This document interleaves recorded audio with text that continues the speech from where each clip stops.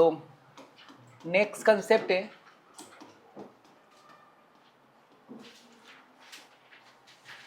Work done in carrying a mass m naught from point A to B. Okay एक मास को point A से B तक ले जाने में वर्क डन किसमें, किसी ग्रेविटेशनल फील्ड। ये पॉइंट ए है, ये पॉइंट बी है, work done independent of path होगा, ये तो आपको पता है ना।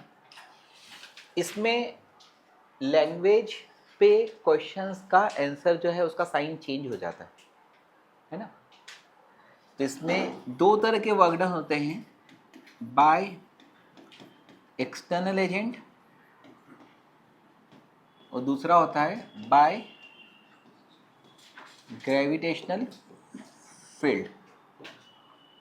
ठीक, ध्यान से समझ लो। Work done by external agent in carrying a body from point A to B is equal to होगा, कौन सा मास ले गए हम, M naught into potential at point B minus potential at point A.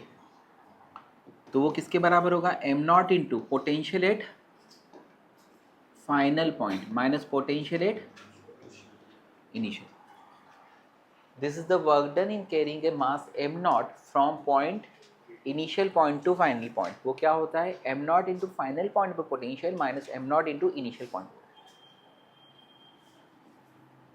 And यहाँ पर work done by gravitational field अगर पूछा जाता है, ये work done by external agent है, तो वो क्या होगा, M naught into potential at initial point minus potential at final point, यानी minus of work done by external agent. ये concept work done by external agent ध्यान रखो।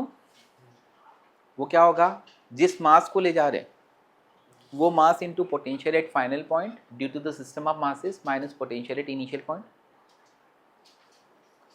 और work done by gravitational field अगर क्वेश्चन की language में आता है तो work done by external agent का नेगेटिव होता है, ये ध्यान रखो।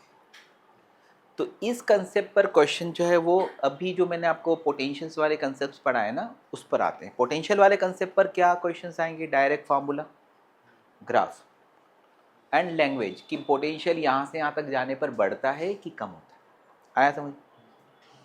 अभी यहाँ पर वर्क डन इन कैरिंग वाला कंसेप्ट आ गया, a body from one point two another point.